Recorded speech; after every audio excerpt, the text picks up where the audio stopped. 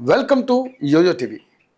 కంచగచ్చబౌలి భూముల వ్యవహారంపై తెలంగాణ హైకోర్టు కీలక ఉత్తర్వులు జారీ చేసింది. ఈ భూముల అంశంపై గురువారం నాడు హైకోర్టులో విచారణ జరిగింది. హెచ్సియు భూములను రక్షించాలంటూ పలువురు పిటిషన్ వేయగా పిటిషనర్ల తరపు న్యాయవాదులు తమ వాదనలను బలంగా వినిపించారు. అభిషేక్ షంఘ్వి, నిరంజన్ రెడ్డి తమ వాదనలను వినిపించారు. ఇరుపక్షాల వాదనలు విన్న ధర్మాసనం కౌంటర్ దాఖలు చేయాలంటూ ప్రభుత్వాన్ని ఆదేశించింది. తదుపరి విచారణను 7వ తేదీకి వాయిదా వేసింది. అలాగే 7వ తేదీ వరకు హెచ్సియు భూముల్లో ఎలాంటి నిర్మాణాలు పనులు చేపట్టొద్దని న్యాయస్థానం స్పష్టం చేసింది. ఈ మేరకు 7వ తేదీ వరకు స్టే విధించింది. ఇదిలా ఉండగా కంచగచ్చబౌలి భూ వివాదాన్ని పరిష్కరించేందుకు రేవంత్ రెడ్డి ప్రభుత్వం 3 మంత్రులతో కలిపి ఒక కమిటీని ఏర్పాటు చేసింది. ఈ committee Hyderabad central university executive committee, విద్యార్థి సంఘాల ప్రతినిధులు, joint action committee, civil society గ్రూపులు సహా భాగస్వామ్యమైన అందరితో ఈ కమిటీ చర్చలు జరుపుతుందని ముఖ్యమంత్రి రేవంత్ రెడ్డి ప్రకటించారు. ఈ కమిటీలో ఉప ముఖ్యమంత్రి బట్టి విక్రమార్క, మంత్రి దుద్దిల శ్రీధర్బాబు, పొంగులేటి శ్రీనివాసరెడ్డి సభ్యులుగా వ్యవహరిస్తారు. కంచగచ్చబౌలిలో 400 ఎకరాల భూమిని టీజీఐఐసికి అప్పగించారు.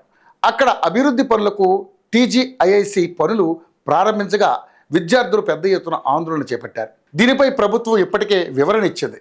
1975లో హైదరాబాద్ యూనివర్సిటీకి భూములు కేటాయించారు, కానీ భూ యాజమాన్య హక్కులు వర్సిటీకి బదలాయించలేదని సీఎం రేవంత్ రెడ్డి వాదిస్తున్నారు.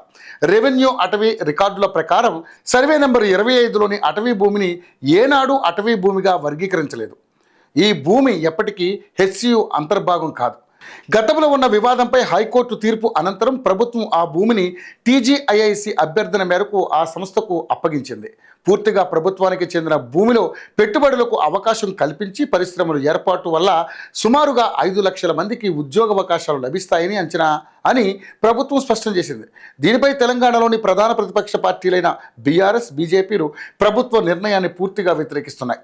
వర్సిటీ భూములని ప్రభుత్వ పరం కానివ్వమని, సీఎం రేవంత్ రెడ్డి అభివృద్ధి పేరుతో లేఅవుట్స్ వేసి రియల్ ఎస్టేట్ వ్యాపారం చేయాలని చూస్తున్నారని, అటవీని తలపించే ఈ భూమిపై ఉన్న వృక్ష సంపద, జీవ వైవిధ్యం దెబ్బతింటుందని వాదిస్తున్నారు. విద్యార్థుల భూములను లాక్కొని వారి జీవితాలతో చెలగాట మాడొద్దని రేవంత్ రెడ్డి ప్రభుత్వాన్ని హెచ్చరించారు. వీరితో పాటు పలు ప్రజా సంఘాలు, విద్యార్థి సంఘాలు అభ్యంతరాలు వ్యక్తం చేస్తున్నారు. ఈ క్రమంలో కేంద్ర ప్రభుత్వానికి ఫిర్యాదులు కూడా చేశారు. దీంతో కేంద్ర అటవీ శాఖ రాష్ట్ర ప్రభుత్వాన్ని నివేదిక కోరింది. తాజాగా సుప్రీంకోర్టు కూడా ఇందులో జరుగుతున్న పనులను ఆపాలని, చెట్లను నరకవద్దని, తక్షణం అన్ని పనులు నిలిపివేయాలని ఆదేశించింది. ఈ పరిణామాల నేపథ్యంలో ప్రభుత్వం వివాద పరిష్కార దిశగా దృష్టి సారించి మంత్రుల కమిటీని ఏర్పాటు చేసింది. ఈ కమిటీ వివిధ వర్గాలకు చెందిన ప్రతినిధులతో చర్చలు జరపనున్నట్లుగా ప్రభుత్వ వర్గాలు వెల్లడించాయి.